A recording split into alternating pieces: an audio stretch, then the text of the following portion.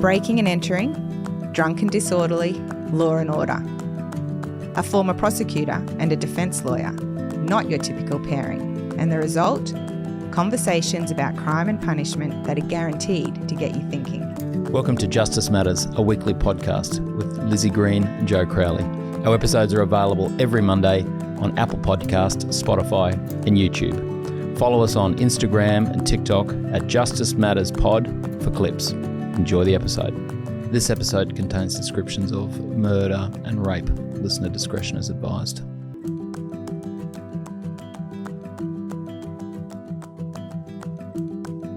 Hello, Lizzie. Hello, Joe. How are you?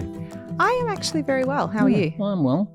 I don't want to be accused of sort of just pandering to the populace, but I did have a sort of a slightly different topic for today. Oh, yes. So I wanted to talk about what you can learn about law from Hollywood films.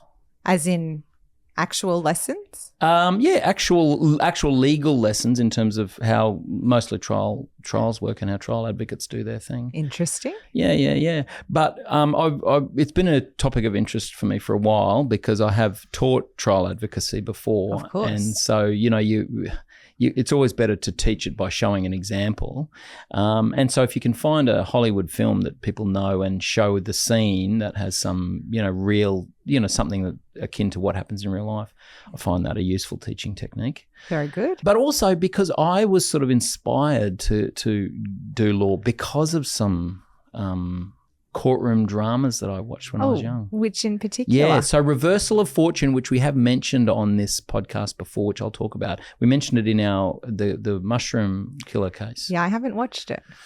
Oh, wow. Okay. I know. Maybe we might see how many of these movies that I talk about you've watched in the end. Yes, okay. But I was really interested. So my father, who's now 89, he was a lawyer as well. And he really sort of old school, quite conservative lawyer, not a big TV watcher, and he always used to say when we were young, we weren't allowed to use the word lawyer in our house. You couldn't, because he said that's an Americanism. There's either barristers or there's solicitors, not lawyers. Americans use the word lawyer. Oh, isn't that funny? Yeah. So very, anti-TV, didn't watch movies much. Anyway, I was really interested to hear the other day that he said he was inspired to do law because of the TV show Perry Mason. Oh my goodness. Isn't that amazing? So Perry Mason, so for the younger generations don't understand what reruns are. No. But as you and I know, on free-to-air television when you're growing up, particularly during the day, they just rerun old television series. So I used to watch Perry Mason, even though it was a TV show that sort of started in the late 50s and finished in the late 60s. It ran for about a decade. Yeah. I mean, I've heard of Perry Mason, but I've never watched it. Oh, wow. Every episode centered around a court case, which is why it is actually quite good if you want to do it, use it for teaching purposes. The problem is Perry Mason would always cross-examine someone and they would always, effectively admit they're the killer. Oh, yes. So it's the kind of thing that never happens in real life. Was it American or UK? It was American. Right. Raymond Burr, famous actor. You'd probably recognise his face if you saw a picture of him. And they remade it in 2020. The series? Yeah, well, it was slightly different. So he's a defence lawyer. The remake, he was more like a private investigator who then sort of also appeared in court. Oh, okay. It only ran for 2 seasons. I watched it. Because can you actually do that? Oh, you must think you'd do anything in America, can't you? Who knows? But I wasn't a big fan of it. But I was really surprised to hear that from Dad, that he had been inspired to become a barrister. And did he model his courtroom style off Perry Mason? No, not at all. I don't think so. I actually did see him in court a couple of times. I appeared with him a couple of times before he retired. Oh. But he was also inspired by another movie, which is also a stage play called The Winslow Boy. Oh, okay. And so that was a movie in 1950. So he was in grade 10, but it was a stage play that came out in the late 40s. I had seen it as a stage play as well, but then they'd remade it. In the 40s? Not in the 40s. No, I'm not that old. Probably in the 80s, I think I saw it as a stage play. But in 1999, the movie was remade. Okay. And I watched that. So I might talk about that because it's got a great scene in it, which I really like. So I think if we were going to talk about things that inspired a legal career, and I don't know if you're going to talk about this one, but it was the book more than the movie. But I think To Kill a Mockingbird had a lot to do with my... Wow. Yes. Interesting. My initial interest in the law. So you did To Kill a Mockingbird at school?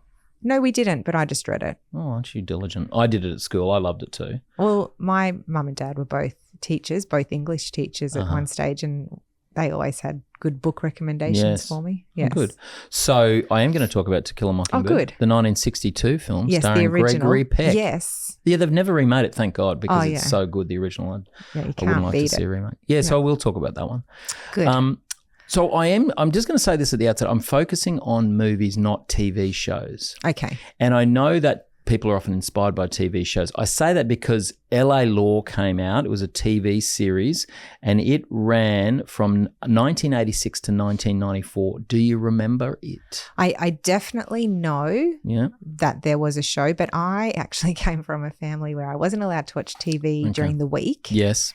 And so I had to be quite choosy about what I would record and then watch on the weekend. Oh, okay. Wow. There you go. Yes. Interesting. So Yes. LA Law wasn't part of it. It wasn't part of it. So that was Harry Hamlin. Again, if you don't know that actor, you'd Is recognise he his married face. to Lisa Rinna?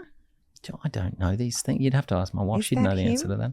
People are probably like, no, Liz, not at all. But Somebody will put that in the comments. of course. But it was a fantastic show which had a lot of people who are now very famous actors came in and did guest appearances. So okay. Steve Buscemi, is that how you say his name? He did a guest appearance. David Schwimmer. Oh, did he? Yeah. Kevin Spacey.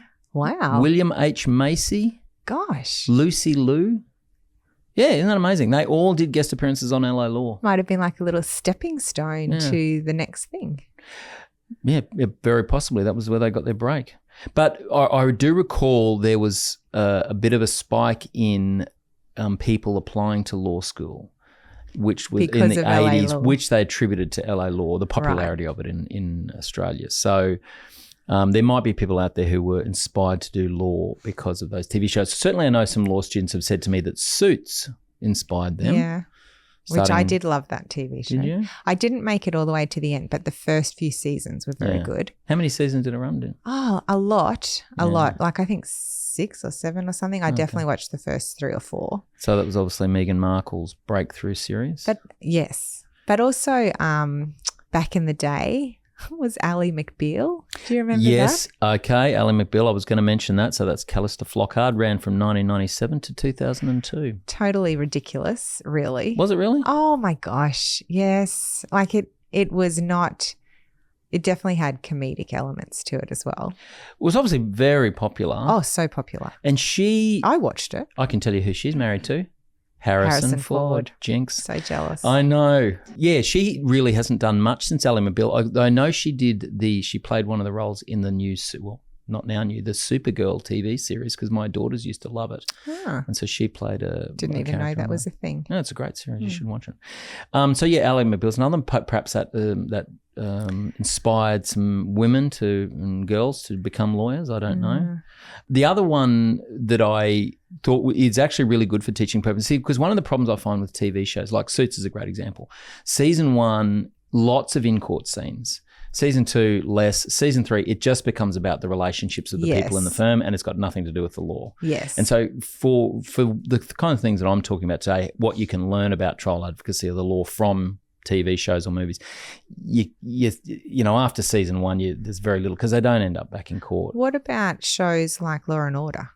Okay, I'm not a fan of Law and Order. My wife is a fantastic fan, but of the tiny amount of it that I've seen, it seems to be mostly about police investigations. Well, they always have the court scene at the end. Yes.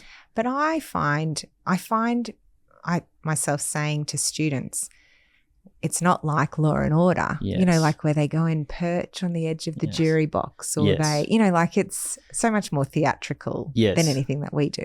Well, it's amazing that Australians, you know, believe, for example, that judges use gavels, the little wooden hammer. Yes. And that they believe that, you know, lawyers walk around the court to address the court, which we do not do at all in Australia. No. And there's I've actually been given a gavel as a sort of as a present by somebody. A joke present? No, a real present. They actually thought that it was something you would use it. Yeah, it's like we don't use these in Australia. That's so funny. Maybe you could keep order at home. I know. Well, maybe I should. I don't think it'd work though. But Boston Legal, I was going to say, which I loved, is a show that always had a court scene, and they generally were pretty true to life in my experience. Yeah, that was William Shatner and James Spader. Yes. another one I haven't watched, but I definitely know who you're talking about. Yeah. Well, I mean, I love William Shatner. He's just done so many great roles, including Captain Kirk, his most famous. But I love James Spader because he was in those 80s films from when I was growing up. I always thought he looked a little bit evil, bad. Yeah, well, he plays, because he often plays the baddie in the John Hughes films. He's the heartless rich guy. Yes, all right. But in Boston Legal, he played sort of the quirky lawyer. I won't say the good guy. He was a bit prickly, but he was certainly one of the main characters. Okay. Yeah, I really enjoyed it. But so what I'm really saying is I'm not going to talk about TV shows. Actually, one more TV show I'm just going to say, because it was terrible. Oh. Goliath. I don't know if you ever saw it. I think it ran 4 seasons. When? Billy Bob Thornton. Started 2016. Oh, well, Billy Bob. But if it's a courtroom drama, I'm prepared to give it a go because I want to see the court scenes. I want to see what they're like. I know, but we should have guessed that would not be great. The court scenes in it were terrible. Really? It was just appalling. They obviously had no lawyer giving them any kind of advice. Things that just not only wouldn't happen, couldn't actually happen, were completely against all rules of, natural justice and everything. Just ridiculous. Okay. So after talking about all of those TV shows, we're not going to talk about We're not going to talk about TV shows. Okay. Don't look at Goliath. It was terrible. All right. All right. So the first TV show I want to talk about is Reversal of Fortune, one of the great inspiring ones. Okay, so that was about the Klaus von Bülow attempted murder case. So he was charged with attempting to murder his wife, Sunny von Bülow. She was. Is this all fiction? No, so it's based on a true story. Okay. So it's a fictionalized account of a true story. So he was convicted. We mentioned this as I said in our case about the mushroom killer. He was accused of injecting with too much insulin. So she was a diabetic, all right, and she goes into a coma. Yeah, and so they charge him with 2 counts of attempted murder, and they have these 2 occasions in which he's given too much insulin. But he's convicted at a trial. So they're a socialite couple in New York society. Young? Old. So the Sunny von Bülow's children are all grown up and from a previous relationship. So Klaus von Bülow gets together with Sunny von Bülow late in life. Right. And he's a sort of a landed gentry from Europe, and he's a bon vivant who sort of marries rich women and is really good at parties but really never works. And you have a real affinity for I do have a great affinity that lifestyle. That's kind of like the Earl of Errol in our in our episode on the murder in Kenya. Yes, so he is convicted at a trial. He's allowed, interestingly, he never serves any time on remand before the trial. And then after the trial, even though he's convicted of an attempted murder, he's still allowed in the community pending the appeal. Obviously not felt to be a danger to the community. Okay, that would not happen so often, would it? No, I wouldn't have thought so. No. So he hires Alan Dershowitz, again a real person, who's a lawyer, defense lawyer. He, in the last few years, has not been getting great press because I think he represented Donald Trump or something like that. I don't follow American politics that closely. But so he was a professor of law in Harvard, I think it was. And unlike the academics in Australia, the professors of law over in the United States also practice law. So he practiced as a lawyer while also teaching law, which I found really inspiring. Yes. Well, you did that. I did that for a time. Yeah, absolutely. Yes. And he had in his law practice, what he would do is he'd get all the best students and then he would get them to work on cases, both paid and unpaid cases. You did that. Again, okay, yes, thank you. I also did that, although there were no paid cases. They were all unpaid. But so he'd get him to work on pro bono cases, and they tended to be the death row appeals. So he'd represent people on death row who claim to be innocent in their appeals so they wouldn't get the death penalty. Okay. And so the opening scenes of the film are Alan Dershowitz in this house. So they'd hired I don't know if this part's true, but this is certainly in the movie. They'd hired just an ordinary residential house. And the students all worked in different rooms of the house on different cases, and he would come in and he'd talk to them about their cases. Gosh. So to fund all of this, and because he's a great lawyer, he then takes on Klaus von Bülow as a paid case. Right. And he gets paid a lot of money to do it. But then you watch through the film how he builds up this case that he argues on appeal. And one of the lessons that I took out of it, one is just the level of thoroughness that he goes through in terms of constructing the arguments used on appeal. And he goes back through the whole trial, and they in fact hire their own private investigators to go and reinvestigate stuff. Yeah, because they've got lots of money to do that kind of stuff. Yeah, that never happens in real life. P.S.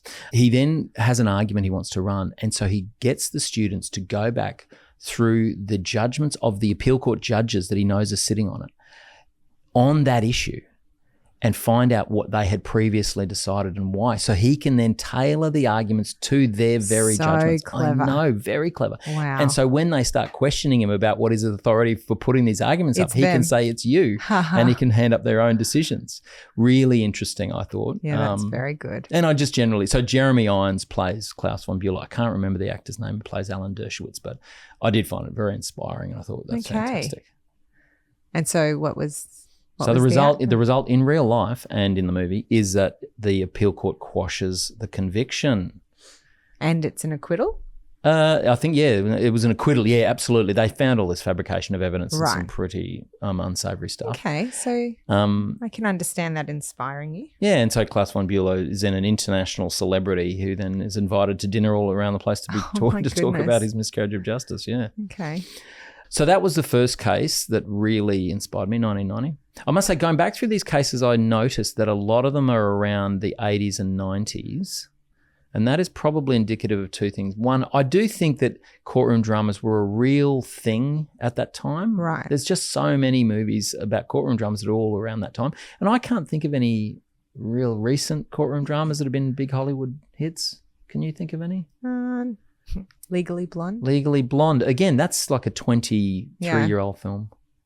No, nothing's immediately coming to mind. I'll have to have a little think. I should have put Legally Blonde in the list. I didn't. The cross-examination that Elle Woods does in Legally Blonde at the end it's really a study in what you would never ever do in court.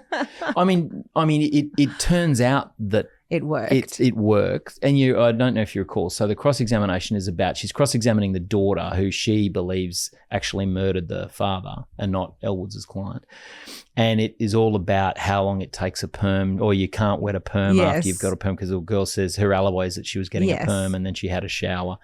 And so, but in the movie, Elle Woods thinks this up while she's standing in the courtroom. Oh, absolutely, on the spur of the moment. On the spot. You would never, ever do that. Well, she had nothing else though.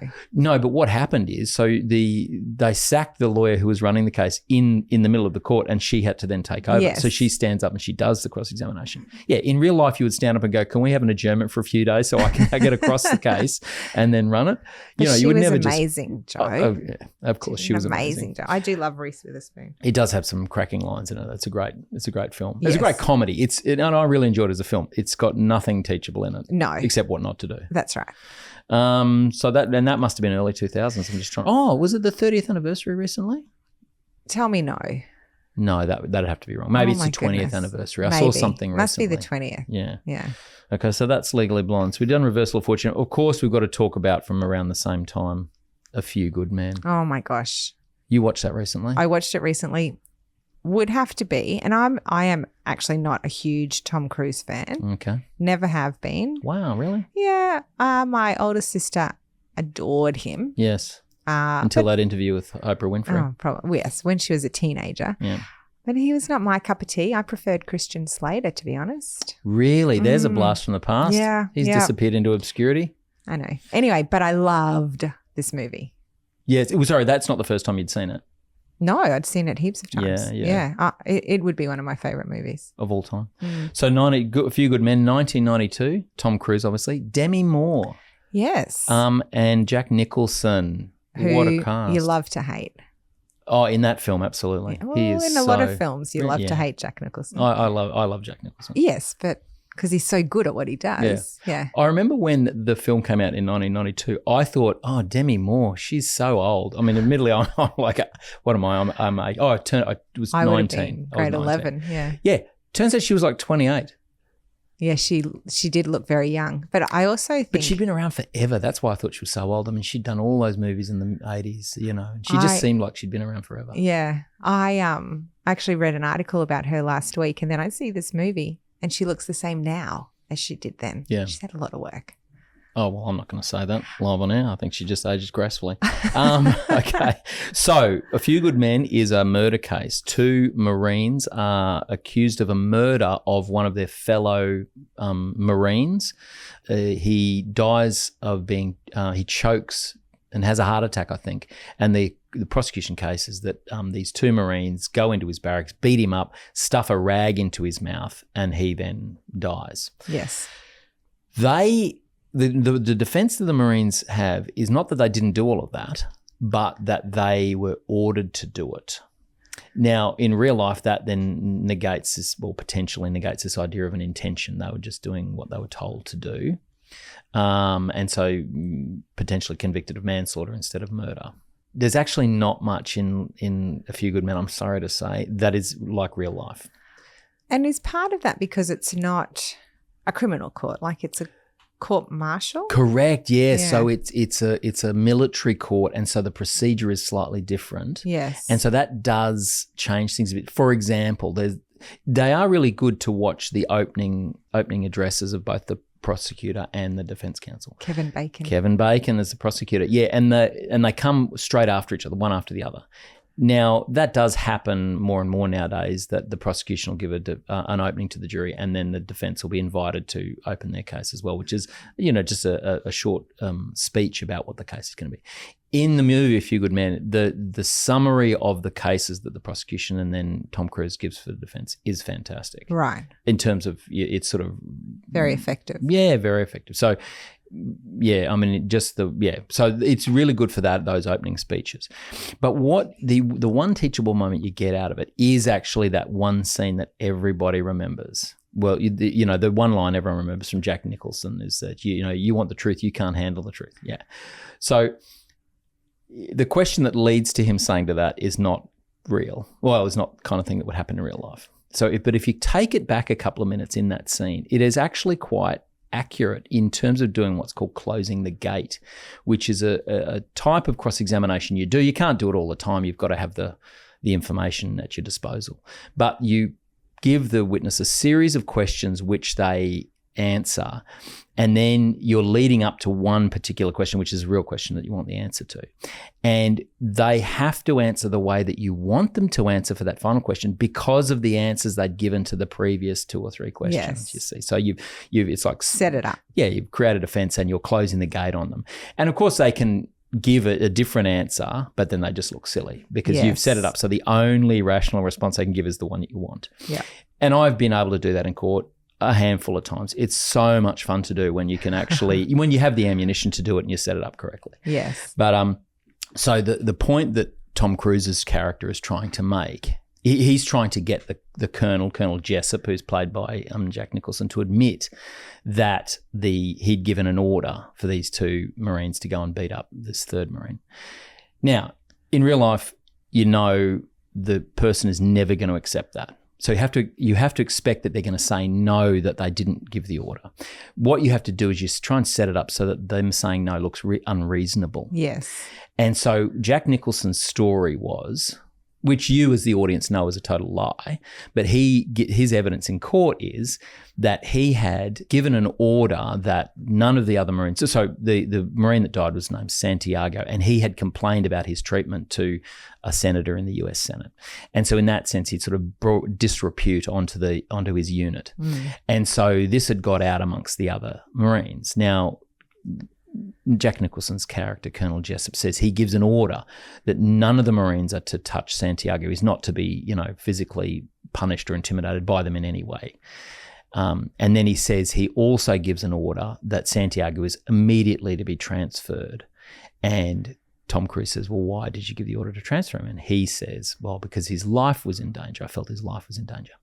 But Tom Cruise had already asked the question, are your orders always followed? And Jack Nicholson had given this big speech about the importance of following orders, and have you ever served in a forward area? That's right. Yeah. And he'd really sought to sort of make Tom Cruise look like an idiot. Yes. And Tom Cruise in the scene is fantastic. He just sits there answering Jack Nicholson's question with a sort of wry smile on his face because he knows that he's led Jack Nicholson up this path. Yes, that's right. And he's got him exactly where he wants him. And then he asks the final question, which is closing the gate, which is the best question.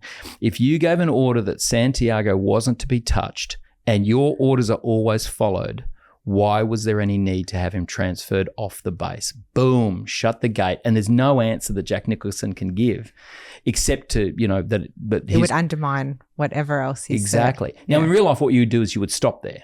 You'd probably have to put to him, you gave the order. He'd say, no, I didn't give the order. You'd stop there, you'd sit down and you'd invite the jury to disbelieve what he said. Yes. Of course, in the movie, it goes off into, unreality with Tom Cruise just badgering Jack Nicholson and then Jack Nicholson. And ignoring all of the contempt calls from the judge. From the judge, you're in contempt, sit down. That's right. Totally unrealistic. That's so good. Oh, it makes very compelling movie watching. And then Jack Nicholson gives his big, you want the truth, you can't handle the truth, and then admits to giving the order. Yes. I actually tell my students who haven't seen this movie, they should watch it. It is such a good film. Yeah. And it's got a few good, side plots and everything. Yeah. So that is a great example, which I have used before to show what closing the gate is, how you do it. Interesting. But I always say to them, I stop it at that point and go, okay, that you wouldn't go any further. No further. Yeah. So that's A Few Good Men, 1992. Another good one everyone loves, My Cousin Vinny. Never seen it. Stop. I know. Sorry. Well, you better go back and watch that now that you've rewatched A Few Good Men. So it's 1992 as well. My Cousin Vinny. Great. You're acting like you've never heard of it. What? I did not know it was a legal one. Wow. Okay, Joe Pesci, Marissa Tomei. She was nominated for Best Supporting Actress and won for her role. Really? Yeah.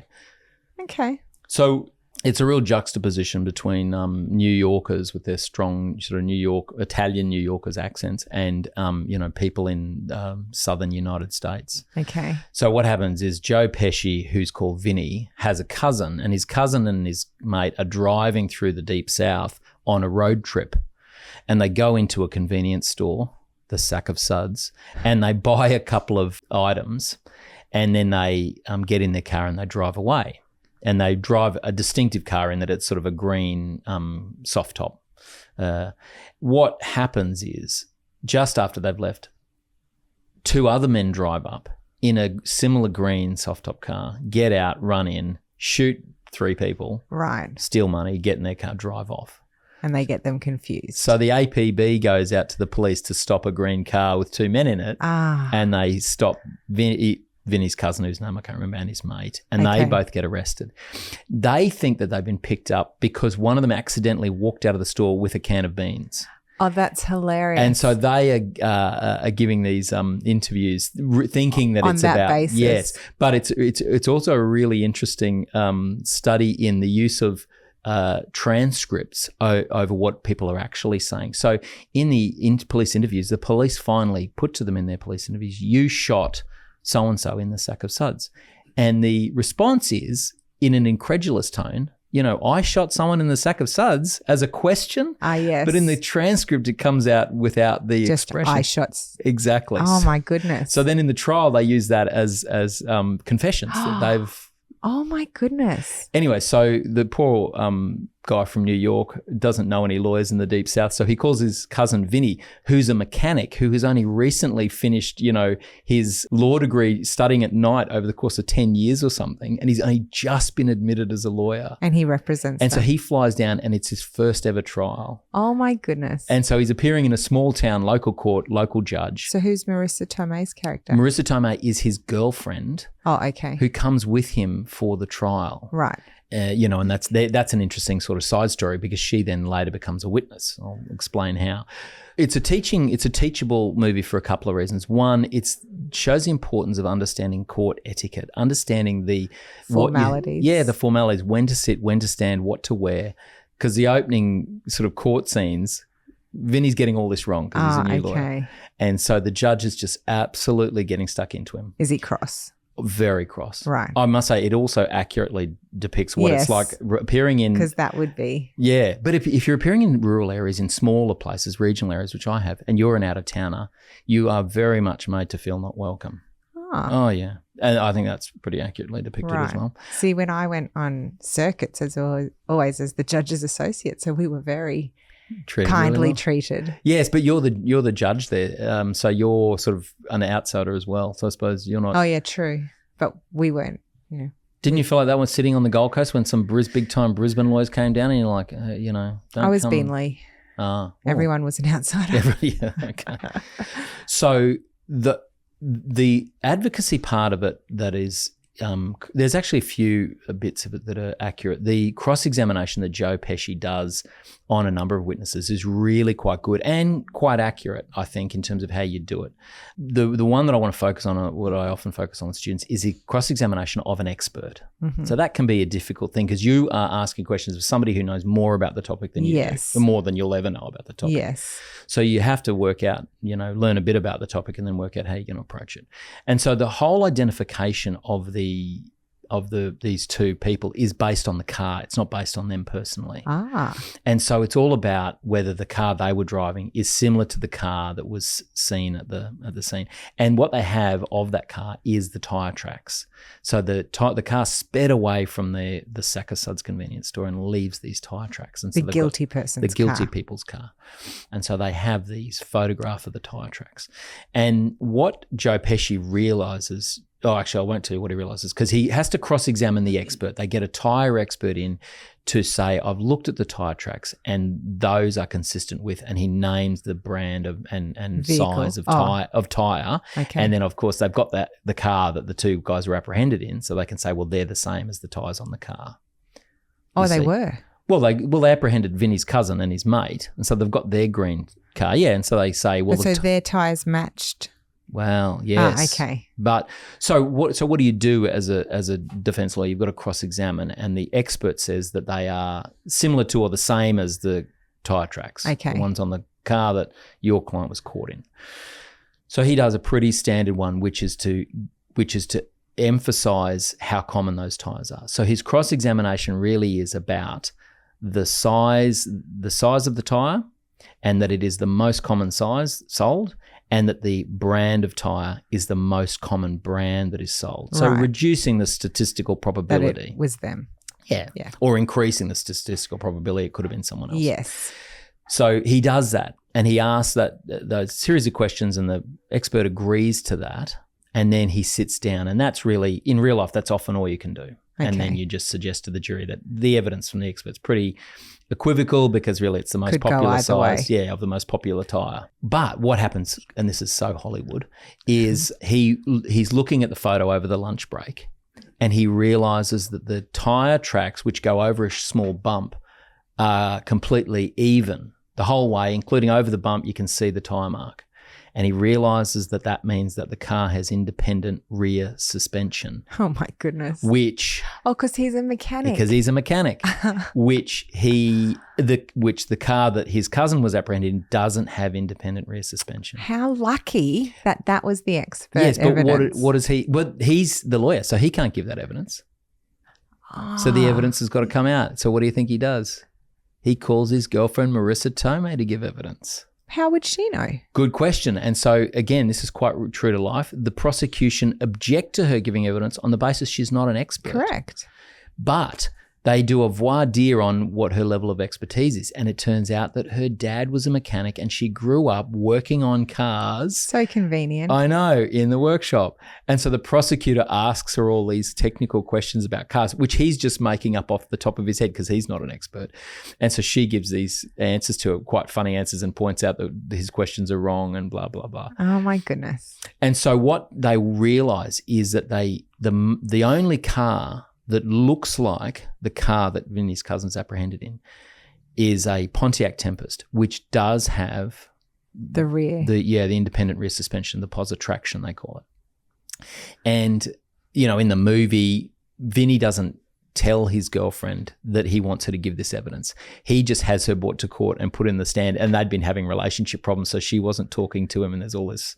Okay. Anyway, and then he hands her the photo in the witness stand. So this is totally unrealistic. This would never happen. You would obviously always conference your witness. Yes. Hands her the photo in the witness box, and she looks at it. And he says, look at that. Is there anything? And then she then realises, the light bulb moment on the stand, what he's realised, that it can't possibly be the car that his cousin was in, and explains why. This idea that the independent rear suspension, that kind of stuff. And so, boom, they then recall the prosecution expert witness, ask him if he agrees with that assessment. He says he does. Boom, they win the case. And they also put out an APB for the Pontiac Tempest, the green Pontiac Tempest. And they find it? And they find it, and they find the killers. So a lot not like real life. Yeah, the end part not like real life, but the cross-examination of the expert up to a point very like real life. Okay, Yeah. interesting. Yeah, and just such an entertaining film. I did not know that was a law movie. Really? No. Okay, well, you have to watch that. You're gonna have to report back on that. I will. One. All right, another interesting one. Old movie, 1959. So I obviously didn't see this one in the cinemas. Anatomy of a Murder. No, you never heard of it? Was there a recent?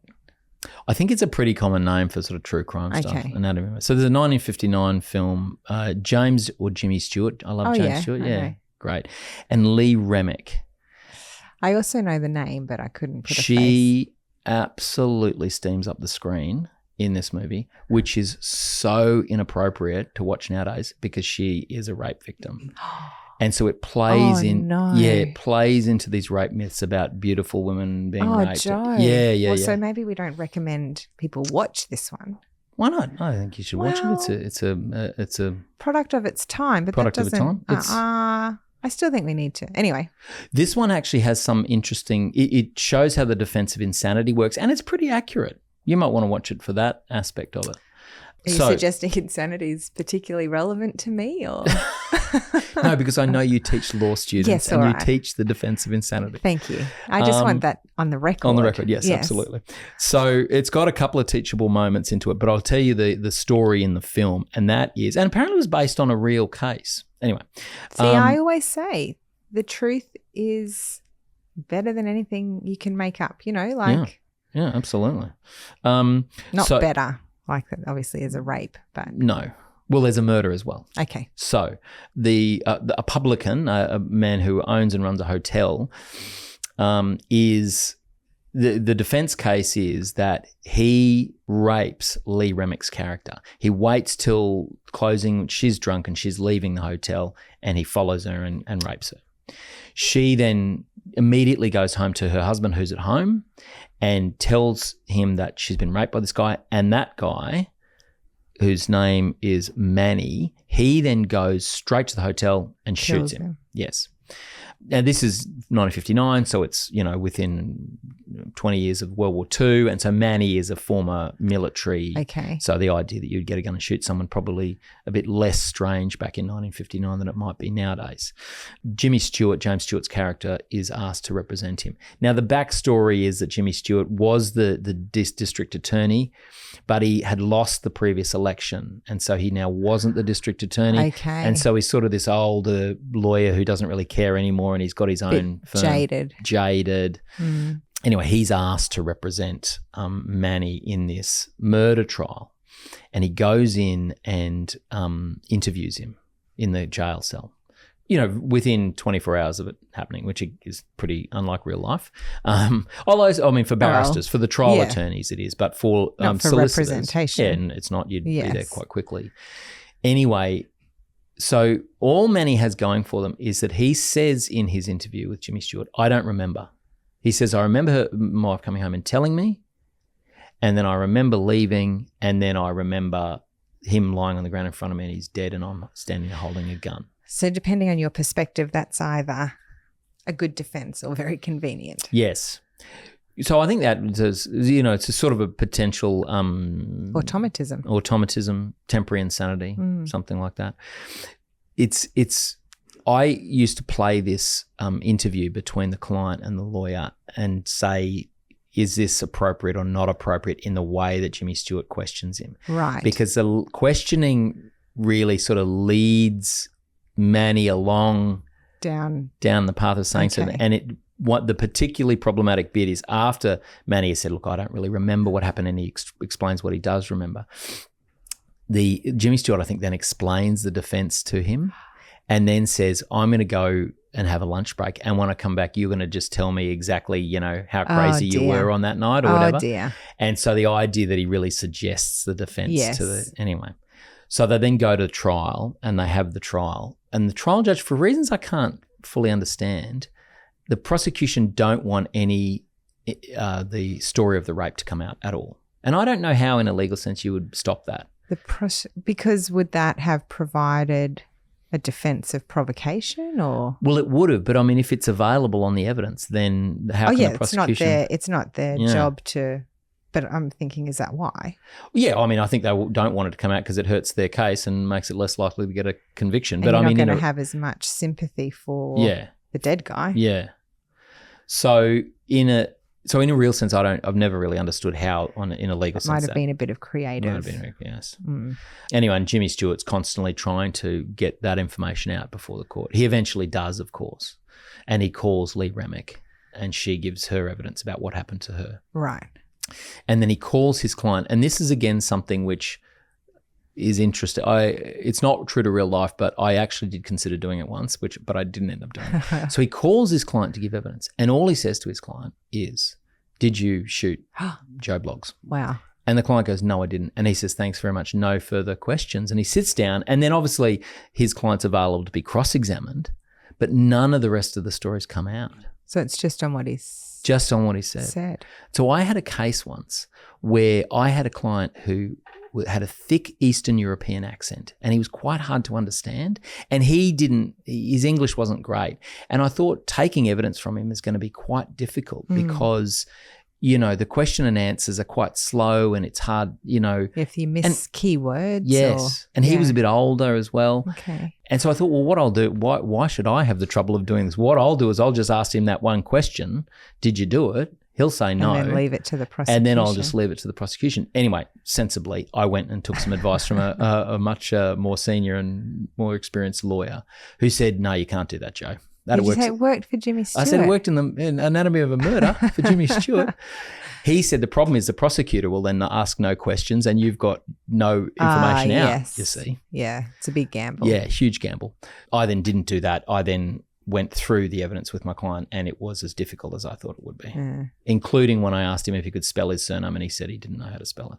Oh. That's the opening questions. What's your name? Yes. And he gave his surname, which is an Eastern European surname. And I said, how do you spell that? And he said, I don't know. Oh, dear. Yeah. It sort of went downhill from there. Possibly needed a translator. Yeah. Anyway. So. But it worked for Jimmy Stewart. Beautifully for Jimmy Stewart. Amazing. That was a teachable moment from Anatomy of a Murder. Now, a couple of movies were sort of inspiring rather than huge teachable moments. Sort of the general flavour of them was inspiring. The first one was one I loved when I was young. 1991, Class Action. Mary Elizabeth Master Antonio. Do you remember her?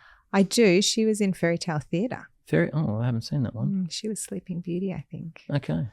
She was in a lot of films. I think The Abyss was her most famous film back in that late 80s, early 90s. She had the curly hair? Yeah, black curly hair. She disappeared now. I don't know where she is now. Gave it up. No, I don't know either. And Gene Hackman, who again I loved. Ah, yes. Gene Hackman. So I think he won an Oscar for Day of the Jackal when he was much younger. Right. He plays the father and she plays the daughter in this film.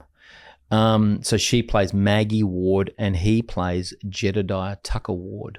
Jedediah, what a great name. I know, interesting names.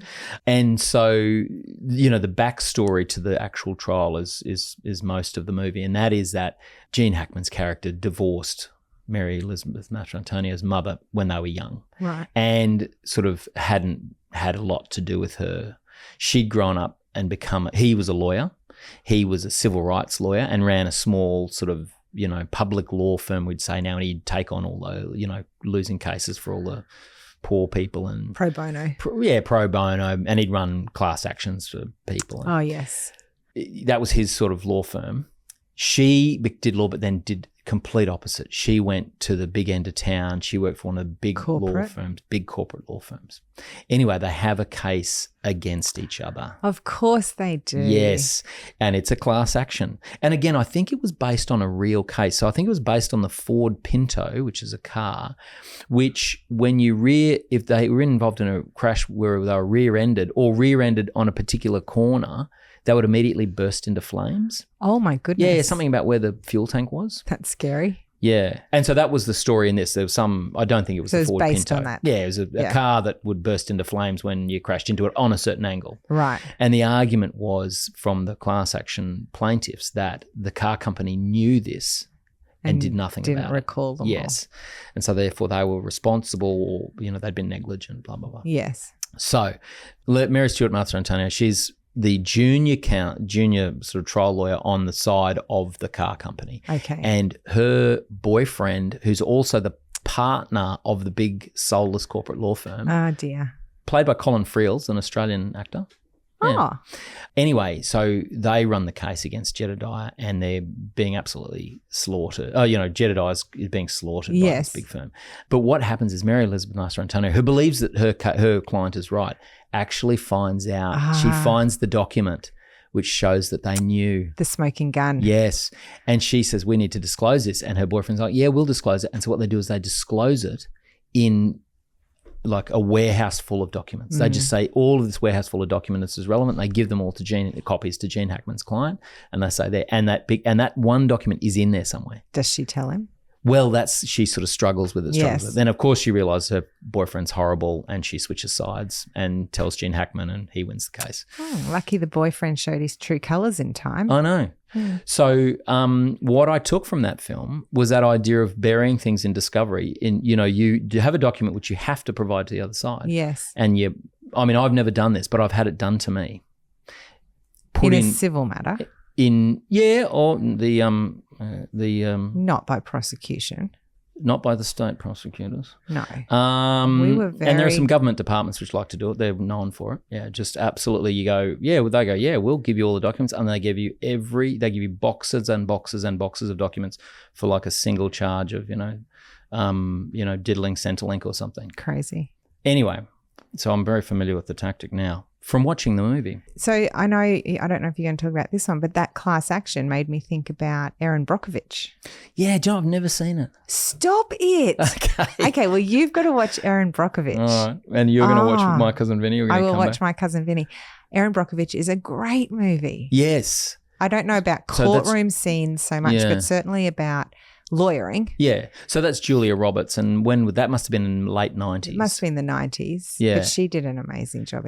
I think she won. Did she win an Oscar for that? Yeah, I think so. And it was based on a true story. Yes. Yeah. Well, my wife, as you know, her name's Erin. Yes. And so when she was starting out in the law around that same time, she got very cranky because people used to always call her Erin Brockovich. That's so funny. Yes. Yes. Maybe that's why I haven't watched the film. I know. I think you should watch it. Should I? Yeah. Okay. And then when you were talking about insanity, I was going to ask you to talk about Presumed Innocent. Oh. Richard Gere and... Oh, Deborah Winger? No, that's Officer and a Gentleman. Edward, from Fight Club. He was Ed Norton. Ed Norton. Oh, do you know I haven't seen that either? Presumed Innocent. Is that the one where he commits the murder and then... Yeah. Of the priest. Oh. No, I don't know that one at all. Oh, okay. Watch that one. Okay. Got a list of things to do We're giving each now. other homework. I know, aren't we? So that was class action, 1991. And then there's a civil action, which came out in 1998. Similar? Yeah, I suppose it is a courtroom drama. It's John Travolta. Ah. It's quite, class action's a real sort of, it's a bit sort of Hollywood. And America. A civil action is quite realistic in that the main character, John Travolta, you actually do struggle to like him a bit. He's so arrogant. Oh, really? And he makes these terrible lawyering decisions based on his personal vanity. On ego.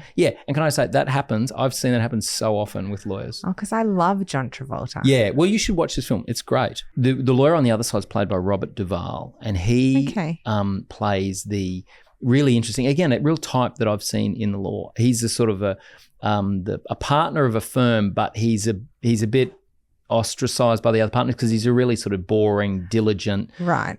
Nerdy, totally nerdy. Yeah. And he gets his office is in one corner of the library, and he doesn't like being disturbed, and all the junior lawyers hate going up to him because he gets cranky at them. Oh, yeah. But he is super prepared, and he just prepares everything, and he reads everything, and he's just an excellent lawyer. Okay. The case is about, again, I think it was based on a real case. It was about the contamination of waterways and aquifers by a tannery, a company that tanned leather. And they were, in the movie, they're just tipping their dangerous chemicals just straight into the river. Right. I think in the real case it was a bit more nuanced than that. It's a bit like Eric Brockovich. Yeah, that's right. Yeah. And so people in this local town were getting leukemia. Sick. Yeah. And so John Travolta, who's sort of a partner at a mid-sized firm, he comes across this and he goes and interviews people and he, gets some scientific evidence and realises that they've got a class action. Oh, so he's acting for the victims. Correct. But is so arrogant. Yes. So that's why it's a bit more realistic in that the goodies, in inverted commas, are not. So maybe he's in it for the money. Well, he sort of is, but sort of isn't. He obviously really identifies with the victims, but then he doesn't. Yeah. Anyway. All right. So they then start a class action against the tannery, and of course the tannery is owned by some massive multinational corporation. So they're up against these incredibly, expensive but deep excellent, pockets. Yeah, lawyers. Robert Duvall being one of them, and of course John Travolta refuses the offers to settle and runs the trial. Risky. And then because he's a big picture guy and he just goes with the flow of all of these poor people who cry a lot and say how terrible their lives are. Don't tell me he loses. He loses the case. Joe. Yes. See, that's ego for you. It costs his partnership. They dissolve the partnership and all the other partners go and start another firm without him. And by the end of the film, he's running his own small firm and he finds the evidence that he needs to win, but he hasn't got the money to do it. And so he gives it to the Environmental Protection Agency, a government department, who then sort of take and up. And had he learnt his lesson? Yes. Had the ego been deflated? Yes. Oh, so all right. I don't think that's true to real life. Wow. I think it's very true. There's some real characters in there. The ego being deflated. No, maybe not. But it certainly is by the end of the film. He very much it's a big slice of humble pie. Okay. He's lost all his money and he's got this small firm. Hard lesson. Yeah, it was very sad. That's another one. There's a movie. I've got so many movies. I'll talk about. Why don't I talk about The Verdict? Because that's a real what you would never ever do in court. Okay, I play this do one. That one. I play this one for never do this. It's in that sense it's just not true. You really hope your students are listening carefully to the instruction and not just the remembering the scene and thinking, oh, that's what I'll do. Yeah, that's right. I know Joe said that was an important scene. I'll just do exactly what they do in that scene. Yeah. So this is The Verdict, 1982, Paul Newman, James Mason. Such a great film. Well, it is a great film, but if you're looking at it from a trial advocacy point of view, you just shake your head and say, "What's going on?" No way. No. Yeah. The opening scene is one of the best opening scenes from a film. I love it. So Paul Newman is this. He was this great lawyer, and then he had. I think there was something went wrong in his career. He refused to take a bribe or something or whatever, and he's sort of ostracized by everyone. So the start of it is he's this sort of broken down old man. He's sort of walking to court and he's got in this disheveled suit. Yeah. It's in New York, and he walks along this dingy New York street, and he goes in the morning, goes into a pub, and the publican obviously knows him and puts a pint of beer on the bar, cracks an egg into it. Oh. Yeah. And then Paul Newman drinks it in one go, puts the thing down and says, thanks, Larry, the bartender, and then walks out and goes to work. And I went, wow, what a way to start your day. Yeah, no, he's not in a good way. No. So the story of that, again, it's a civil case, and it's a husband, I think, and a brother who are bringing a case on behalf of the sister wife. She was a pregnant woman who... there was some problem with her pregnancy, late in pregnancy. She goes to the hospital, the Catholic hospital. This is a very anti-Catholic church case. The Catholic, they run the hospital and they're the sort of the baddies. Okay. She goes to the hospital and the admitting nurse comes to her with the form to fill out and says to her, a number of questions. One of them is, when was the last time you ate? And the pregnant woman says 1 hour ago. And so the nurse writes 1 on the form. How many hours ago? 1 hour. Anyway, the doctor she's then given a general anesthetic.